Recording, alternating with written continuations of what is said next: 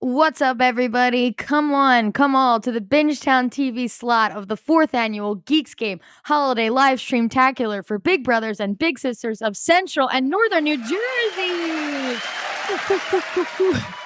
We're so happy to be a part of it. Big thanks to our podcast network Geekscape, as per usual, for having us. We are very grateful to be here. Quick housekeeping for anyone listening on Geekscape that may be new to Bingetown. Welcome. If you like this episode and want to hang out with us further, you can subscribe to our main feed, Bingetown TV. You'll never miss an episode. We're currently recording Beacon 23 on MGM Plus, season 45 of Survivor, A Murder at the End of the World on FX at Hulu, Invincible on Amazon Prime, and plus like 100 other shows that we've done in the last 3 or so years. We've got a lot. So today we've got me, Kathleen, we've got Paul, Jimmy, and Luke, and the four of us are going to pick 3-ish shows that we absolutely loved this year that dropped in 2023. It could be a second season or a third season. It doesn't have to be brand new content, but it has to have dropped. A season has to have dropped in this year. Okay. Mm-hmm. So to get it started, we're going to do a popcorn. Nobody knows the order. Nobody knows what anyone's going to pick. So we may steal from each other. And the first person that's going to go is Luke. Ooh, Lukey. Okay, I kind of wanted to go first because I'm looking at this list of shows that I wrote down because I was going through every network, Netflix, HBO, Hulu, Apple, Amazon. There wasn't a lot of new content this year that I really loved or that we even podcasted on, but there were some hidden gems, and I'm ready to talk about some of them. And the first one might surprise you guys because if you're familiar with our podcast at all, we're pretty much heavy into fantasy or sci-fi or anime, stuff like that. But this one is a little bit outside of our normal comfort zone, and we actually covered this in a one-off whole season view, and I'm going to pick FX's The Bear. I'm so happy you did it, Luke. Okay, nice. I didn't know if you were going to guess that's where I was going, but I love this show. And I'm picking this show because season 2 came out this year, and it's one of the lesser known networks. I guess it's compared to like Netflix. It's FX, right? So it's only dropping on Hulu. And the second season dropped this year and it blew up. It took off. Season 1, which came out a year or two ago, did pretty well, but season 2 has taken off to the point where mainstream A-list actors are joining on. They want to be a part of this show. It's one of those types of shows that it's just the writing and the acting is so intense, and it's just something you want to be a part of. And season 3 starts filming, I think, in the first quarter of next year, 2024. Yep. So it's a good time to jump in and catch up because season 2 was an absolute joy. This show's currently sitting at 99% critic, 92% audience for Rotten Tomatoes. So it's pretty universally loved. I don't think I've had many conversations with people who have seen this show that don't freaking love it. It's just intense, high energy, great writing. It's very, very emotional. And I'll get into the plot in a second, but I just want to shout out some of the big actors on here. Just if they catch your ear, this is a good reason to watch. But it's headed by Jeremy Allen White, who, if you're familiar with Shameless, he's Lip, the brother, and he's amazing in the show. I think this show put him on the map. I want to call him an A-lister almost at this point. But besides him, there's some studs in this cast. We have like Jamie Lee Curtis, John Mulaney, John Bernthal, who plays Shane from The Walking Dead or The Punisher, Sarah Paulson. Like, these are people that saw season 1, loved it so much, and wanted to be a part of this project for season 2. And this isn't your typical show where it's like hour-long episodes. It's pretty quick. Like, some of the episodes will be like 20 minutes. So it's an easy watch. You're going to be on the edge of your seat because it's just high tension the entire time. And what this show is about and why it's so high tension is because it's about the restaurant industry. And everybody knows that shit's crazy. Like, it's one of the most high stress, high tension places to work. And this show encapsulates it so much.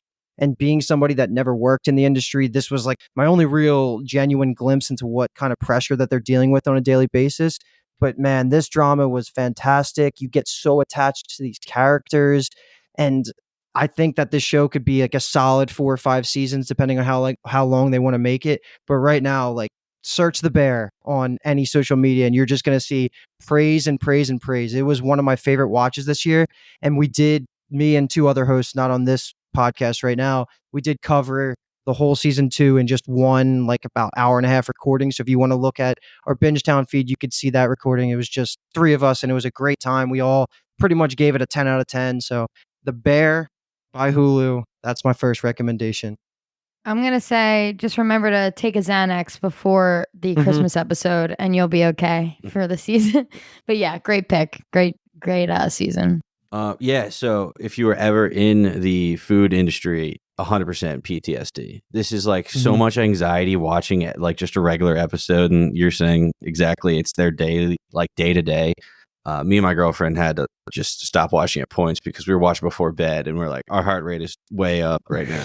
Been there before. I hate it. So, and I wasn't even that serious. But I was like, I can't even imagine. So yeah, it's great. I loved it though. Everything about it and what Luke said, especially the characters, man.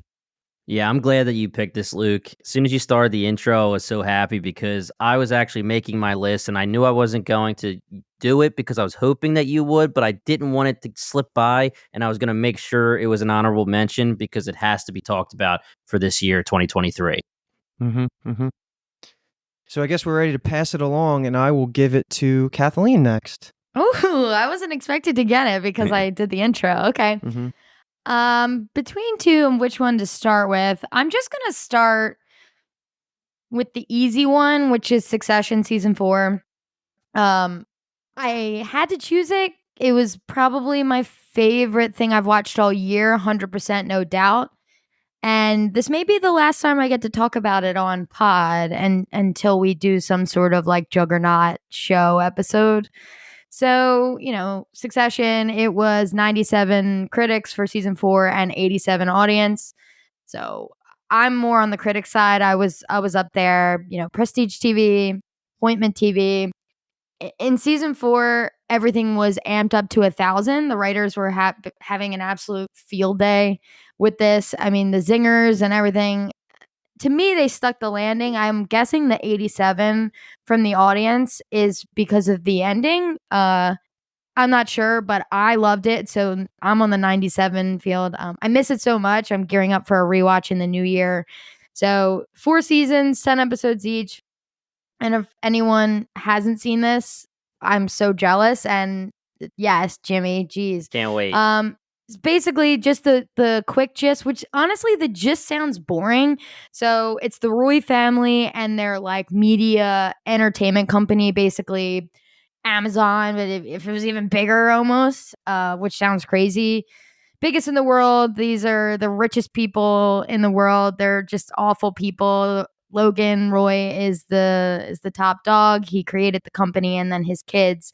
So basically the whole thing is if Logan Roy were to step down, who's going to take over? And it's just cutthroat. It's savage. It's funny as hell. It's also really fucked up at points and really sad and devastating sometimes. So it's just really good drama TV. HBO, that was a crown jewel for them. And just a week-to-week banger. We covered it on the podcast, me, Kyle, and my girlfriend, Alex. It was so fun. I really miss it. The three of us like really bonded over that show. That was just like, yeah, friendship for life because of that show. So that's my number one pick. Open it up to Luke because I think you're the only one who watched it. Right. I watched it a little bit later than you. I kind of started catching up as season 4 was really building all that hype and it was becoming like super, super popular in like anywhere you looked. The acting was out of this world. That's just what I'll say my favorite part about the show was. And this was one of the easier binges I ever did because I never saw a single episode before season 4 came out. And then when that was airing, I kind of caught up right around when the finale dropped. And it was one of the easiest binges I've done in a long time. Cool. All right. Who am I going to throw it to? I'm going to throw it to James. What do you got, James? Hold on real quick. Are you throwing it to me? Yeah. Okay. Everyone's excited to hear from me. All right. I'm going to actually stick with the HBO topic here. I want to do this HBO Max streaming network, The Last of Us. We're going with the best video game adaptation of all time. And, there's not much competition there. We know that there's been a lot of bad video game adaptations. Now, live action, The Last of Us is the top. Arcane, I want to give them a shout. They're not live action. They need a shout. But The Last of Us is a phenomenal show that came out this year. It felt like HBO when it was coming out every single Sunday. It felt like Prestige TV. Pedro Pascal and Bella Ramsey killed it in their main character roles. We kept talking about how we need Pedro Pascal, however you want to say it, to get big movie deals. I don't know why he's not a huge movie actor. He's been in so much stuff and he's been praised so much. And guess what? Boom. He's going to be our Mr. Fantastic for the Marvel MCU. He deserves it. They adapted this video game perfectly in a way that people that played the video game can understand it, enjoy it, appreciate it. But then people who didn't play the video game, you don't need to have played to have a great time with this show. They do just fine teaching you exactly what you need to know to enjoy this show. And Rotten Tomatoes, 96 critics, 89 audience. Can't really beat that at all. But we're not going to do like this huge explanation, description of the show. Zombie apocalypse. That's all you need to know. And I'm sure that you guys already have seen some kind of marketing or commercial for it. I'm just going to put this out there. If you are unfamiliar, this is one of the creepiest, worst scenarios of zombies you'll ever see in your entire life. It's just horrifying. They're like fungus based. It's gross. Like you don't want any part of this. And they're terrifying. And also shout out Melanie Linsky. Oh, yeah. Shout out. And what was her name? Even though people hate her in this show, but yeah, they do. Yeah. But what was great her in other name? Kathleen. Oh, yeah, Kathleen. it was Kathleen.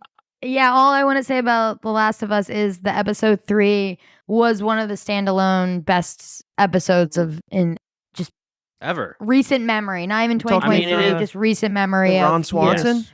That's Ron Swanson, baby. It's good Hell yeah. stuff. Yeah, so episode 3 was a standalone story that could have been a mini movie on its own that dropped on HBO that Yeah. wasn't even connected to The Last of Us. Just give it that storyline and let it play off for an hour and 20 minutes or whatever it was and just sit back and enjoy it. It was amazing. Yeah, I cried. It was beautiful. Yeah. Yeah. All right, Paul. All right, so Wait. Popcorn. Yeah. I get to pick. All right, All right, Paul, Jim. you're up, baby. Let's go. Woo! Yeah. Such a dick. No, all right. Yeah, there you go. Makes me happy. All right, I am going to talk about a recent drop. This one's going to be Netflix, and it's blowing up for the people that's seen it, but I feel like it's not being talked about enough, and that is Blue Eye Samurai. It is animated, but don't bring your kids to watch it because it is adult as anything. It takes place in the Edo period, which is, I always thought it was pronounced Edo, but they pronounce it Edo in the show. So I'm like, well, I'm doing that now. So it's the late 1600s, early 1700s. I'm not 100% sure when the exact events of this take place. But it is a classic revenge tale. You know, as most revenge tales start, not a great childhood.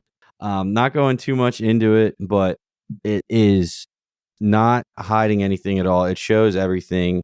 And there's so many characters that are so unique, and events happen that are like, oh my God, like, what are they going to choose? Which way are they going to go? And the character development in only 8 episodes is actually pretty wild. They're about, 45 minutes to an hour each episode. So it's nothing quick, but the voice acting, really great. The whole cast is star-studded. It's insane.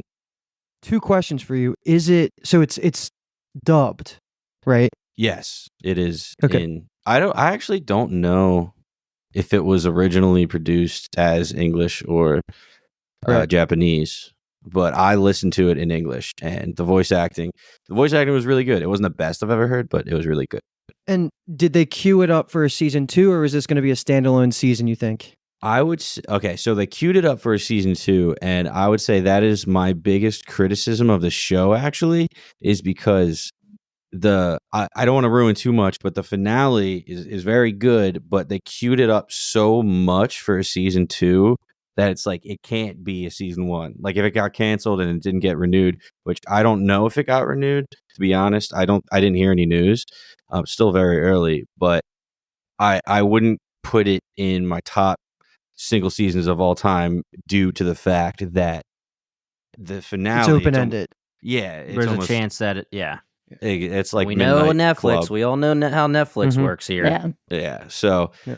really, really good. 100% on Rotten Tomatoes with 17 critic reviews, and then 96 audience with over 500. So people love it. Again, even though it's animated, no kid subjects involved. It is just, there's brutality, obviously, because it's about, samurai and what it means to be a samurai or just hold the sword. And then it also goes into royalty at that time. So you actually kind of get the background of what goes on in the palace. And a big plot point is how women were viewed and just treated at that time.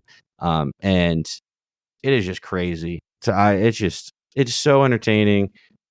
The character, like I said, the character developments in 8 episodes is wild. I didn't see a lot of it coming. So I think everybody here would really, really enjoy it. Nice. It has definitely been blowing up on social media. I've been seeing it on TikTok, YouTube, everywhere. It's definitely making me want to watch. And I had no idea that it was even coming out until it came out, and then it started getting all the hype. Yeah, exactly. And we're a freaking TV podcast, and we didn't realize it was coming. So, I mean, there are a lot of shows that end up happening just like that. And spoiler alert, maybe one of mine will be like that too if we get there. We'll see. We'll see. Stay tuned. Because this actually flows really well off of Blue-Eyed Samurai, because I'm going to stay in the same vein of animation here, and I'm going to hijack this because I'm basically talking to you, Jimmy. This is something I need to pitch to you, because I think there's almost a 0% chance that you wouldn't love it. So going off the back of Blue-Eyed Samurai, we love anime over here at Bingetown TV, minus Kathleen, which hard sell for Kathleen, but do not tune out for this, because this is one of those mold breakers here. And what I'm speaking about is what ended this year. It's called Attack on Titan. Attack on Titan it's pretty much it's one of the most recognized global animes. I would say it's near DBZ level. Like, it hit that point over the last 3 or so years. And it's another really good selling point for it. It has almost none of the cringe of mainstream anime that you would expect. So it's a very straightforward story is not the right way to say it. It's a very anime is used as the medium, but is not like other anime. This story is all about mystery, and if it's kind of like sci-fi fantasy, I'll say that, because if this was a live action show with this premise and this quality of writing, I think it would be one of the biggest shows on the planet right now. It's currently sitting at a 95% critic, 95% audience. It has 4 seasons plus 2 movies, and the movies work as part 1 and part 2 of a finale, and that just came out recently. We actually cover that on the podcast as well. So if you're interested in Attack on Titan coverage, you can check us out at Bingetown. But this show is crazy. It is gory. They pull no punches. You're never going to guess where this story goes. But to give you a little bit of a premise, specifically Kathleen, because I'm sure you probably don't know much about this world, it's set in a world where humanity is on the verge of extinction, and everybody that everybody that's alive, is encapsulated by 3 enormous circular walls. Think of it as like a huge city, right? Like an enormous city. The walls are skyscrapers, right? And humanity is on the last legs. There's not many people left, but what we do know is that if you leave the outside wall, the outermost wall, which is like the poorer area, as you get inside closer to the center, it's richer areas, kind of like a class system like that. But if you leave that outside wall, the name of the show is called Attack on Titan. There are titans out there. And what they are just giant, misshapen, mindless humans, or not humans, but human-like creatures. Humanoids. Humanoids, yeah. If you look up pictures of them, you'll see it in a second. They look creepy, and all they do is walk around and eat any humans that come within range. And they're fast, they're strong, they're scary and bloody. Like, they'll do anything to fuck you up. So this show is all about the group of survivors that are living inside this city, and they're trying to get answers. So this is like a classic Bingetown show, right? Like, where did the Titans go? What's past the Titans outside the walls? Like, what's going on with the corrupt government, and how do they know all these answers? So it's one of the shows that definitely hits my, questions that I like to delve into for these kind of shows. And the part that really makes it, I guess, anime and more anime-like is that the way that the humans in this world fight back against the Titans when they are forced to is they have these machines that are basically like they shoot out like a hook. It lets you swing around like Spider-Man, right? Like you're swinging around, and the only way you can fight these giants is by like cutting them with these huge metal blades. You have to cut their heads off basically. So 99% of the people that come into contact with Titans die. So it's like very gory. Feels Game of Thrones-esque, especially early on with like main characters are there. They're like your favorites. They're dead in 2 seconds, right? It's like one of those kind of shows. But overall, like it's one of the most popular animes in the world for a reason, and it's just ending. The one thing I will say, though, about the ending is that it's pretty divisive, where half the people absolutely love it, half the people hate it, but it's almost completely agreed upon that the journey to get there, like the first 4 seasons, are phenomenal. So I'm in the Where do you process of sit? yeah, so I'm in the process of watching this actually right now. I didn't get to the finale. I started binging it the second I knew that the last movie came out, and over the last like month, I've watched all 4 seasons. I'm almost done the 4th season, so I'm kind of getting there. But it's been one of the best rides of any anime I've ever seen, and that's a lot coming from us. But yeah, I definitely recommend this. I think that you guys will love this. Kathleen, a harder sell. Maybe Jimmy, you give it your stamp of approval first, and we can rope her in there. But I think you'll love it. So once you're finished catching up on some One Piece, that should be your next project, Attack on Titan. Hell yeah. What do you watch on? So Attack on Titan, I think, used to be on Netflix, but it's not anymore. Now Crunchyroll is the main anime medium. It's on Hulu, I believe. It's on I think Hulu it is on too. Hulu Okay. now. Yeah. Yeah. So Hulu, Crunchyroll. Crunchyroll's pretty free, I think, but it's always ads. So either way, I it's think out there. Crunchyroll just got bought out by a big company. But anyway, yeah, Attack on Titan. I remember when the first episodes were coming out, and we were like, "Yo, you guys see this new anime?" And to see how much it has grown and how global of a phenomenon it has become is insane. And I haven't even caught up all the way. I'm like Luke, where I caught up to like season 3, and then haven't even been able to catch up through season 4. And I can't imagine where it's going to go because You can't. jumps from season to season is it's just insane. I absolutely love it, and like Luke just pretty much nailed the pitch. It is so dramatic and so mysterious and entertaining at the same time, and the action is just unmatched, man. And just to give you one quick thing about the main character, so you know what kind of story it is when he was a young kid, in episode 1, you find this out pretty quickly. His mom gets eaten by a Titan right in front of him, and it turns him into this revenge, I'm going to fucking kill every Titan in the world kind of person, and you're following his journey a little bit. And also like the corrupt government, that's just classic TV right there, and like a mystery dystopian setting. All that stuff is what I really attach myself to. And again, there's no like weird, like cringy anime weird stuff compared to other ones. So like this is a really good launching point if you've never watched an anime before. Nice. Yeah, you convinced me, Luke. You've been telling me for a little bit to watch this show. I have a blind spot for anime recently.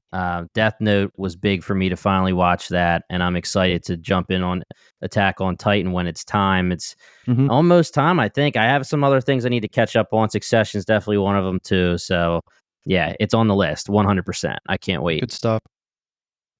Yeah, we'll see. Well, I watched Arcane and I loved Arcane, so who's to say? But That's why you should trust us. yeah, We would never I trust you guys send with my trust me, life. we would never send you the cringy animes that you'd be out in like 2 episodes. I wouldn't even utter those words around you. But this is not under that category. I think you would really enjoy this one if you can get into it, an episode or I 2. always think about when we did that Patreon and Kyle was pitching the volleyball anime, and you guys talked about a volleyball anime for like 30 minutes, and I was editing the podcast. I was like, I can't believe I have to live through this twice. But it was good. I love the passion. I absolutely love the passion. But Oh yeah. okay, so my And second that's known choice. as one of the best animes, too, though, isn't it? It is. It's up there right Yeah. now. Yeah. Yeah. Mhm. Yeah. It just cracked me up. I love the passion from you boys. It's the best. Okay.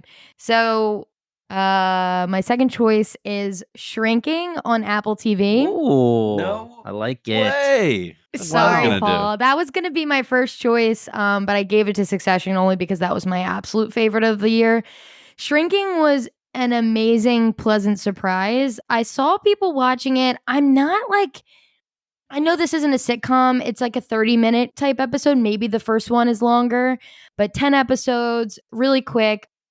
Apple TV really has not disappointed me ever. Shrinking has a 91 critics, 87 audience. and it's Jason Segel, who's a goat, absolute goat. He plays a therapist who's grieving his wife who passed away. It's heartwarming. It's hilarious. I laugh. I cried. It's just like a little romp about his life now after his wife. And my favorite part was that after the show, I couldn't stop thinking about how well the writers knew their characters.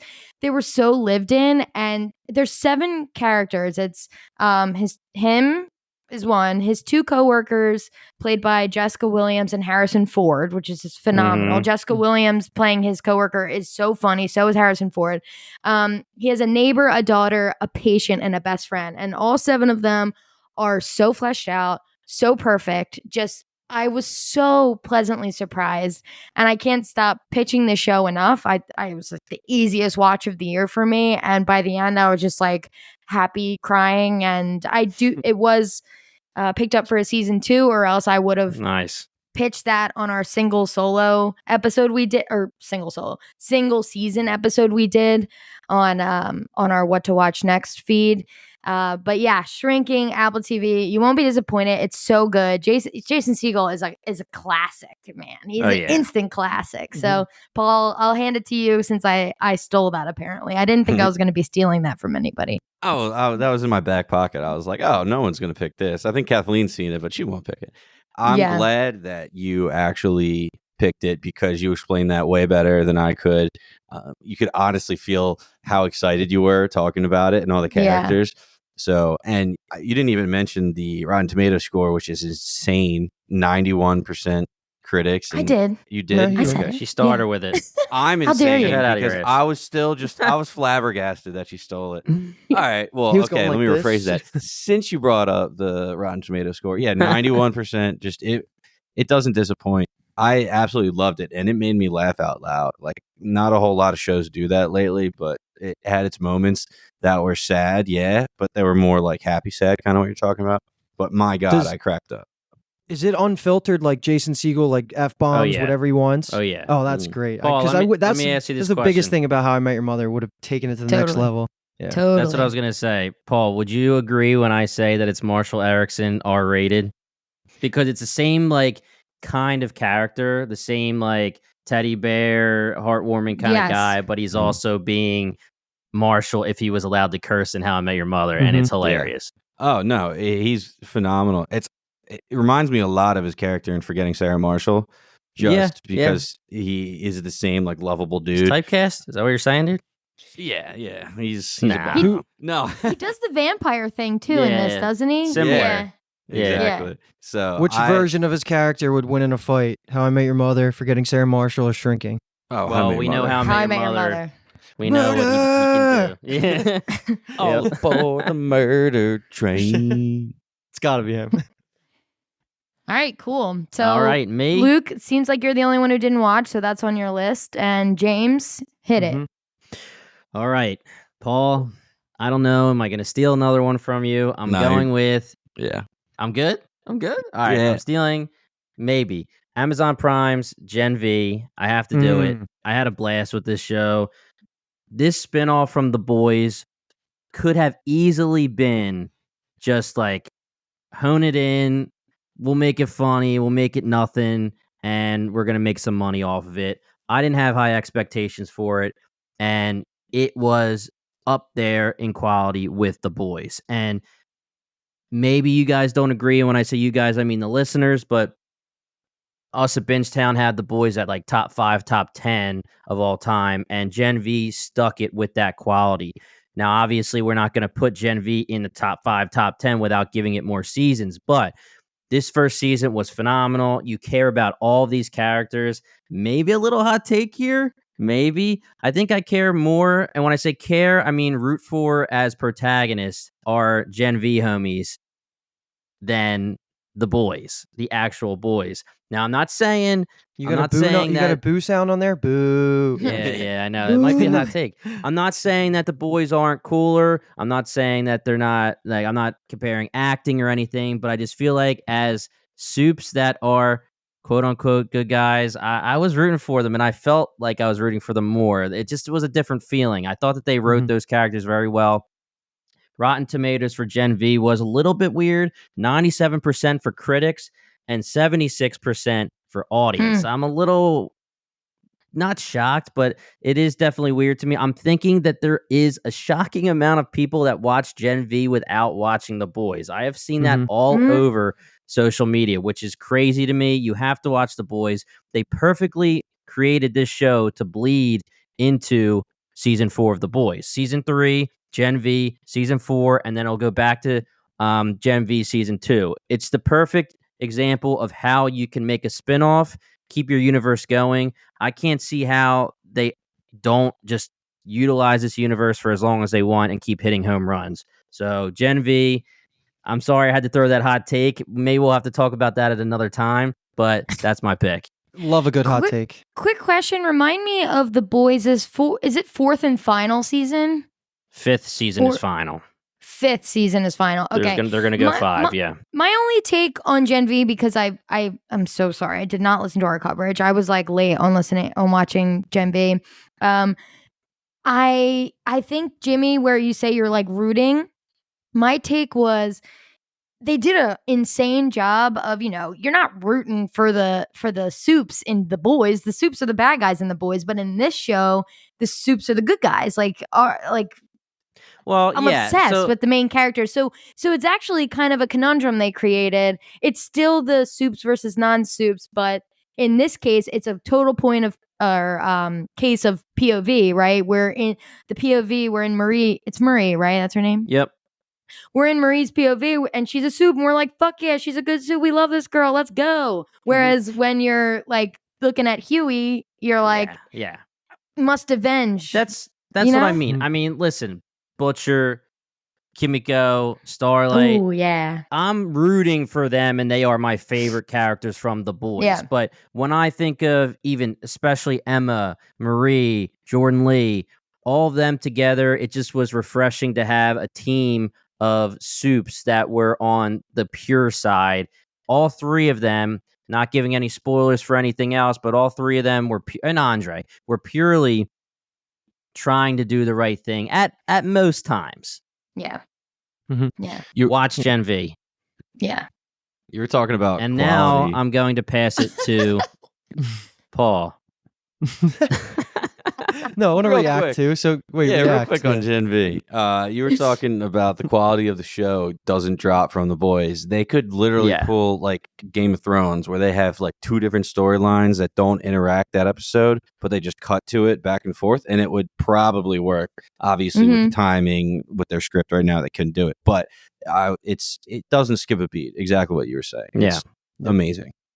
I don't even consider it that separate from The Boys. It's The Boys universe to me, and totally. And if thinking of it in that vein, like it's still just top tier TV. And if you guys didn't hear, this is something that got announced today. The Boys is getting another spinoff. It got greenlit. It's called The Boys Mexico. So I don't know why that location or what the context is around that. But Jimmy, I think they realized that Gen V wasn't enough marketing for The Boys universe, that they're literally calling this next one The Boys Mexico, so that it'll be easier to transition fans from one to the other. Because what I was told was Gen V is literally described as like The Boys season 3.5. Then season 4, The Boys is going to come out.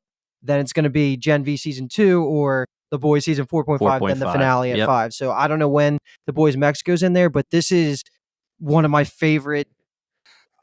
What do they call it? It's VCU, the Vought Cinematic Universe, or whatever it is. Like, this is one of my favorite things over the last like 5 to 10 years that has been put out in media like this. And Gen V just crushed. It was one of my favorite things I watched this year. Agreed. And now I'm going to hand it over to Paul. All right. I already checked. There's no booze, but we can add any audio we want. So you bet your ass there's going to be some booze for the next recording. Yeah, that's dangerous. Don't give me that power. Keep me away from those buttons. My backup now.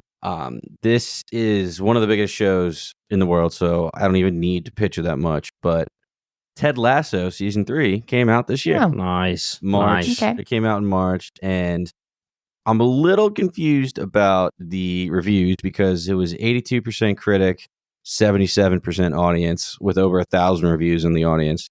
And honestly, I feel like there's some anger that season 3 is the last season, and that's why people are rating it so low. Real Because salty, man. I thought it was amazing. I thought it wrapped it up beautifully. It obviously took everybody off guard that this was the end, but if you string it along, then it loses quality if the passion is not behind it. So I thought it ended at a perfect spot, with the character Ted and with the team Richmond. And yeah, if you don't know what it's about, a coach from the U.S.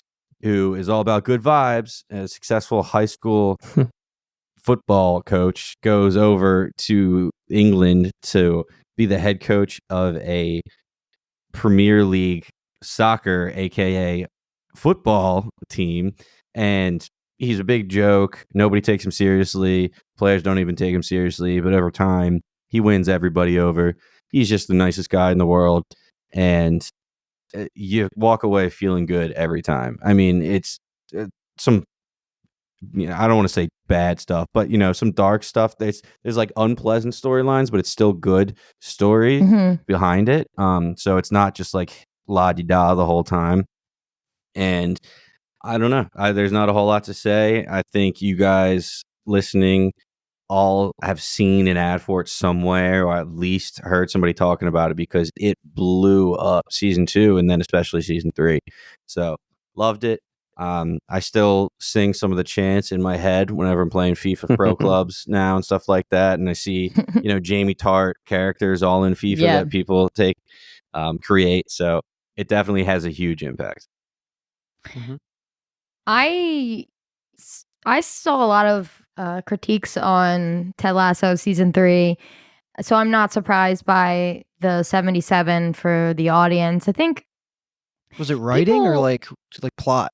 It was plot, and I think they were just kind of saying it wasn't going anywhere and it was all floof.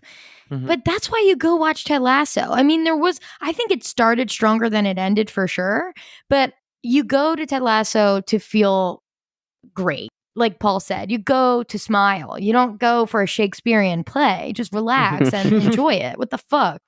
So I'm on your side, Paul. I loved it. I mean, it was, again, one of those things that I was seated every week to watch Ted Lasso with my girlfriend. It was one of our favorite episodes of the week. It was great. So good. Did you see it, Jamie? No, I haven't seen it yet. Okay.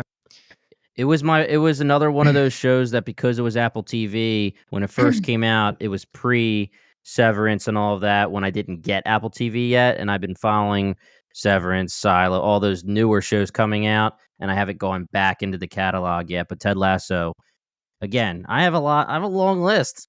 I don't know where Ted Lasso is on that list. I'll help you prioritize off pod. I got you. Yeah, you're such a bum. Cool. So for my last recommendation, and I didn't even realize I did this when I was putting them down, I have another animated show that we also are currently covering, and I'm going to pick Amazon's Invincible. So this show is currently in the middle of dropping the second season. What they do is there's 8 episodes in the first season, 8 episodes in the second season. We are through 4 episodes, so they're going through a couple month hiatus before dropping the second part of season 2. So that'll be out early 2024. So it's a perfect time to jump in and catch up, because this show right now, it's sitting at 99% critic, 88% audience. And this is a show that's pulled directly from a comic. It's based on like this, with the same name, Invincible, a completed project. So it has that source material to pull from. And basically what this show is, if you haven't heard it, you're living under a rock, because even like Amazon owning Thursday Night Football and promoting it, I think it's been a little bit more mainstream than it was in the past because of all the marketing they're throwing into it. But what this show essentially is The Boys, where it's like a world with superheroes, superpowers, but in a more animated and I want to say less focused on politics, more focused on the craziness of this world that it exists in, where everybody can have superpowers. But then on top of that, there's aliens involved, and there's monsters, and there's Atlantis, and then there's Martians. There's everything you could think about in pop culture is somehow involved in Invincible, which makes it so fun, because the writing is just, you can't put a box around it. You can do whatever you want. And that's not even the reason that I love it. People come to it for the premise, and it's just, they stay for the writing. Honestly, it's one of the best written shows I think currently going on TV, and that feels weird to say about an animated show when we're living in a time with HBO and Netflix being juggernauts. But this show has some of the cleanest, best writing I've ever seen. And also, I don't know if this is a hot take, but I think it might be the best voice acted show of all time. So Wow. I'll just throw some of the names out there just to give you some idea. And there is like, if look up the IMDb cast of Invincible and you will recognize every name, Oh yeah. every face on there as somebody that's been in some movie or show. But some of the headliners are J.K. Simmons, Stephen Ewan, who plays Glenn from The Walking Dead. Sandra Oh is a main character. Seth Rogen, who also is an executive producer, so he's very involved behind the scenes. Mark Hamill sounds exactly like his Usher character, which is fantastic. Zazie Beetz, like the list is insane. Like when I first saw the show come out, I saw this. This is like an A-list. You would have thought this was like a Scorsese movie, right? Based on who's Right. in this. But these guys give some of the best performances of animation. So them alone is just worth watching the show. But it's very realistic and gory and bloody, and they kill people, and the drawings are amazing. I don't want to go too far into it because of spoilers, but the pilot itself has one of the best ending plot twists of the first episode that got me hooked instantly that I've seen in a really long time. So Invincible is perfect time to jump in. We're about to pick up with the second half of season 2, early 2024. So now's the time, and you can check out our coverage for the first half of season 2 at Bingetown. Great pick. Only saw season 1, thought it was amazing, but exactly what Luke said. At the end of episode 1, oh my God, immediately hooked. If you weren't happy at the end of that one or weren't pulled in, I don't know what to tell you, but I just think it is incredible. This show is one of the best shows, like Luke said, and if it was live action, it would be, I don't want to say like Game of Thrones, but maybe, who knows? It would be at the very top of prestige TV. You need to watch this. And there are major rumors. I don't know if it was greenlit, but there are rumors that they are going to do a live action version of the show. And there's no reason to do that because this version is so good. The only reason to do it is because they want to utilize live action to make it popular and make money. And hey, more content, I'm down with it, but they are recognizing how good Invincible is, and they're knowing that if it was live stream, if it was live action, unfortunately, that's the world we live in. Animated isn't as popular as live action. It would be huge. And not saying it's not huge right now, but it would be enormous if it was a good live action show. We'll see if that happens. And season 3 already greenlit, so we're full steam ahead. And also Robert Kirkman, the writer of Invincible, The Walking Dead as well, he already came out and said there won't be these big time gaps in between seasons from now on. He was saying that they would hope to get a new season every single year instead of how they had the big gap between season 1 and 2. So that's another good thing to look forward to. Yep. All right. So my last pick, I'm between two. I'm going to say both. I'm not going to explain both, but just because I know no one's going to pick the other one. So it was between Yellow Jackets season 2 and What We Do in the Shadows season 5. I'm going to give it to Yellow Jackets, mostly because I want to defend it, and also because we need to talk about this Rotten Tomatoes. 94 critics, 39 audience for season 2. Really? That's the audience, man. That's the People toxic audience. doxing that shit. Yeah. So I didn't even prepare anything for Yellow Jackets. So for anyone who hasn't seen it, it cuts between the 90s and current day, 2 different timelines. In the 90s timeline, a high school state champion soccer team is going to nationals. Their plane crashes. They have to survive in the wilderness. Bad things ensue. And then in 2022, they are adults, but you only see a few of them because not everyone survived. And there's all this drama happening from back then, and like kind of spooky, maybe sci-fi stuff. We're not sure. It's amazing. Like it pulls from Lost. It pulls from all these like incredible shows. Plane crashes are just so fucking intriguing. You can't help but watch. Basically all women or non-binary cast. It's fucking amazing. I'm obsessed. Star-studded. Shout out Melanie Linsky again, just cause. But Yellow Jacket season 2, I think people thought went off the rails a little bit. And I'm not saying it was as strong as season 1, but it's not a 39. And this show is fucking fun. It is so fun. We covered it on the podcast. Again, such a fun podcast show. So much so many theories. And I don't know, like it's us and the girls, man. Like we're just hanging out. We love the girls, and I'm so annoyed at people who hated season 2. So I hope season 3 comes back with a vengeance and throws up a big middle finger, and we get like a absolute banger of a season 3. I think we have 5 seasons confirmed. Yeah. As is the plan, which we think it's a little too long. We were hoping more of like a 3 or a 4, but you know, right now we're in the middle of them being in the wilderness, and eventually we'll see them get out. So Fill in the blanks. Fill in those blanks. Yeah, it was exactly. one of the most fun I've ever had doing theories for a TV show. Gen V was actually up there. I had a lot of fun with that, but Yellow Jackets, to be honest, theory wise, is in another level. I wasn't even on the podcast. One time I jumped on with Kathleen to talk theories because I just need to spit it out. And on our extra YouTube channel, Bingetown Entertainment, I think it's actually labeled Bingetown TV now, because we have Bingetown TV podcast channel and then Bingetown TV where we just post whatever we want. And on that, I had to post, I don't even know, I think it was like 5 or 6 Yellow Jacket theories, and it was so fun. It was before we created the Discord, so everyone commenting, that was where I was getting my fill, with people saying, oh, that's awesome, that sucks, that's great. It was awesome. I had such a good time with Yellow Jackets. Give it a try. If it's not for you, it's not for you, but there's a good chance it's probably going to be for you. It's one of the more fun shows that I've watching experiences that I've had in a long time. And I think that plays right to what you're saying, Jimmy. Like the mystery writing around this show is so intriguing and makes you click play next. But Kathleen, you nailed it. You said everything I wanted to say about it. I'll just add that the music soundtrack is fantastic for this show too, which I love. We Insane quoted it like needle the other drops. day, like a week ago with Jimmy. Was it you that sent the the the last Papa Roach? Papa Roach? Yeah, Papa Roach. I was like, we're still talking about it, man. It's great. Do they have a zombie button on the podcast thing, Jimmy, to start playing zombie? I'm gonna start putting Papa Roach on whenever we need it. That's great. Yeah. Right before, that's gonna be our intro to the podcast from now on. Just a little Papa Roach. Get ready to go. All right, is it me? Cool. My turn? Yep. All right, Paul, me and you, let's tag team this next one. I'm going to actually pick Fall of the House of Usher. I'm going on the recency bias. This was another one that we had a blast covering.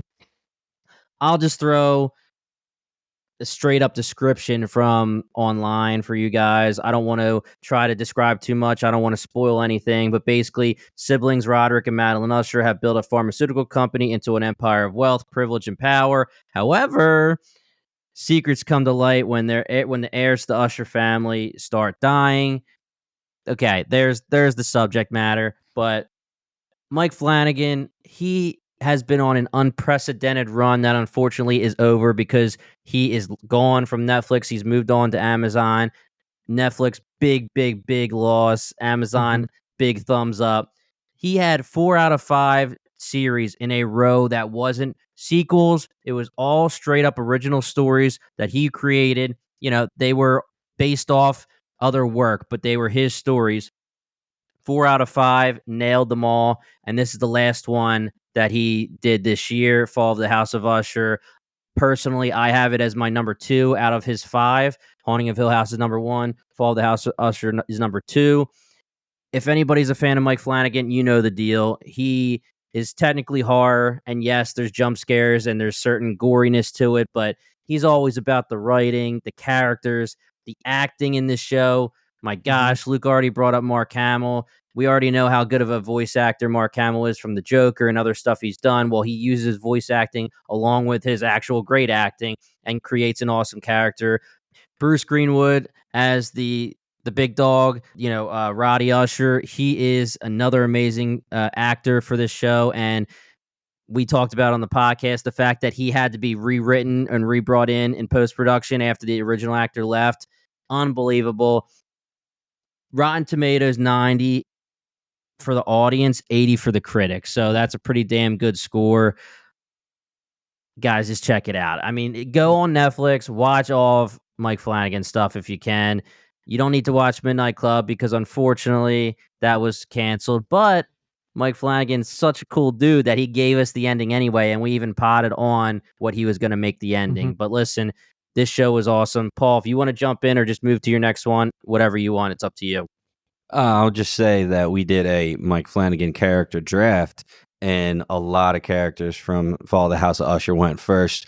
We are obviously huge fans of the show, and I mean, in Mike Flanagan in general, we created the Gang group because of all the Mike Flanagan. The Gangans, Yeah. the Flannies. And I mean, I've told this a bunch before on the pod, but when I started this, I somehow accidentally started on episode 4, and I thought it was episode. I mean, I was like, classic Mike Flanagan, throwing us right in the story. This is so good. So many mysteries to find out. Like, I thought it was the first episode because he's that good. So Yeah. That's amazing. silly. It's amazing. The Yeah. loyal cast kills it. Carla Gugino, Raul Coley, Kate Siegel. I mean, come on. If you know Mike Flanagan, his loyal cast is back, and let's add Willa Fitzgerald as hopefully a new loyal member of his cast. I mean, Great love show. her. So hell yeah. Also, if you're a big Edgar salute Allan you. Poe fan, like big Yes. English history Yeah. buff or whatever, a lot. This is all basically an ode to him. I don't know what it is about Flanagan, but he just knows how to speak to me when he writes shows, and he's just. I will never not watch something that he makes. But yeah, Agreed. House of the Usher was definitely one of the best shows I watched this year. And now I'm going to pass it to Paul. Thanks, Jimmy. All right. I'm going to cap this off with Silo. This is an Apple TV show. This is, like we were saying it all episode, all recording. I couldn't wait to watch this when it dropped. I forget what day it was. It was like Wednesdays or something crazy. And I'm like, all right, I'm clearing my plan because I need to watch this. It had 88% critics, 61% audience, which there might be some book reviewers in there because it was originally a book series first. We had the author Hugh Howey, correct? I'm not pronouncing. Yep. Mhm. Okay, cool. The double first names always throw me off. But Hugh Howey, The the man, we've been able to talk to him twice now about this show because he's so cool and wants to come on and just spread the love, and we loved it so much. The premise, real quick, is everybody left on Earth lives in this silo. It's an underground bunker, and they don't know their history. They don't know how they got there. They don't know what happened. All they know is that they live in this silo, and there's a big machine on the bottom that keeps it running, and their job is to keep that machine running, otherwise everybody dies. And the people on the bottom that take care of the machine, they're kind of considered like low class, like blue collar. There is like hierarchy in between the levels of the silo. And all of a sudden, there's a murder, people go missing, and all of a sudden, one of these low level engineers becomes, a high up official. And the whole thing is you can't go out of the silo because the earth is poisoned. Whatever happened, you can't go out there. So everybody's stuck in here, but then there's talk of, I don't want to give too much away, but there's a history already within the silo. There was a history of a rebellion, and that kind of founded how the silo runs now. They say, hey, don't do that anymore. We saw how that ended. So amazing mystery. The theories are out of this world. Star-studded cast. Rebecca Ferguson leads it. You'll recognize a few other of the supporting, but she was amazing, and I loved it. It was set up for season 2, and I cannot wait for season 2. Don't you dare walk away without saying Tim Robbins. Tim Or Robbins. Common. Tim Robbins And are common. Tim Robbins are common. One of my favorite games was to listen to Bingetown's coverage and play Robbins are common. I'm glad. I'm glad that you did most of the talking, Paul, because I think I recommended it already twice on our What Should I Watch pod because I loved it so much. I said it every single time. For me, it was one of the biggest surprises of the year. I was looking for shows that we could cover, saw a trailer, so what the heck is this? Never read the books. I sent it to the guys and girl, Kathleen, on the pod and said, you guys want to cover this? And we ended up covering it. No, I'm Yeah, kidding. they said no, and I got someone else to cover with me. Tyler, shout to you. And it ended up being one of the best shows of the year. Perfect blend for Bingetown TV of a sci-fi and mystery, like Paul said. Rebecca Ferguson, Tim Robbins, David Oyelowo. Ugh, I wish I could say Nailed that it. better. Rashida Jones, star-studded cast. And we have this book adaptation where Hugh Howey is involved. He is the author of the books. He is involved fully. He loves it. He talked to us twice. They have a beginning and an end ready to go because they have the book series. It's like an amateur way of saying or comparing, like Game of Thrones, everything was great while they still had the book material, and then they lost the book material when George R. R. Martin wasn't finishing, and then it went off the rails. Well, Silo has that beginning and that end, so we're good to go there. The big mystery that everyone thinks is what's going on outside the silo. But Hugh himself on the podcast told us, yes, that's very intriguing, but think about what's going on inside the silo too, which is a lot of the story. So this was a great show. I had a blast covering it. And yeah, I don't know what the deal is with the 61% audience. Maybe it was book readers not happy with a direct adaptation. A lot of people were saying that it was a little confusing, but that's why I like doing explanation videos and theories. And I don't think once they give you the answers, I don't think it was that confusing. But the last thing I will say is that this show is one season right now. There are a lot of mysteries. You're going to be like, what the heck is going on? Maybe that's why people said 61%. But I will say, at the end of season 1, you will get answers. You will get enough answers where you will feel confident that they are going to answer your questions by the end of this show. I loved it. Check it out. Silo, It was boom. Great Silo, cliffhanger. yeah. One of my favorite scenes. Like, regardless of how I feel about the show, which I really liked. The final scene of season 1 was so good. All right, Agreed. guys. That's it. Well, honorable mentions real quick, just so we don't. Yes, let's throw some offend Rapid too honorable many fire with people. no Yeah. explanation. I'm gonna go first because I just want to go. Hurt my heart not to be able to include the live action of One Piece and the movie of The Last Kingdom, which the show itself was more of our side of how much we love, but the movie came out this year. And then my third one, I'm a diehard Black Mirror fan, and I thought the new season that came out this year had some great one-off episodes. Yeah, it did. I already said mine, which was What We Do in the Shadows, season 5. All rise, baby. It's just getting better and better every season. Honestly, I'm glad you said One Piece, Luke, because I was joking that I don't even know if I said it on the pod, but in my head I was saying it. So I got some headcanon here that the curse was broken for The Last of Us, where video game adaptations just were awful over and over and over and over again, especially live action. I keep bringing up Arcane. I don't count that because it's not live action. Anime adaptations, my goodness. One Piece broke that curse. It was such a delight. I had such a good time with One Piece, and it perfectly came out while I was starting my One Piece read. I had such a good time with it. One Piece, I'm glad we talked about it.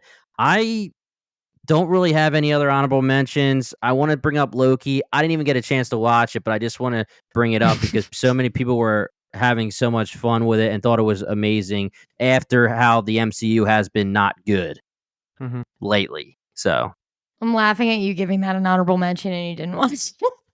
I got to say it. It's on a lot of people's list, so I want to make sure it's brought up. I didn't have any. Paul? And Peaky Blinders season 6 was last year, right?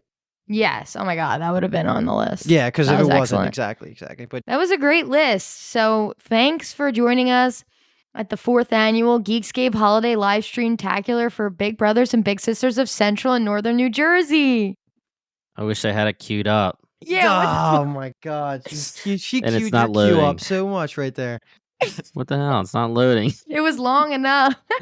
All right. Well, again, thank you to Geekscape. We appreciate you guys having us on. Donate, please. And have a happy holidays. And we are BingetownTV. And thank you so much for watching and listening.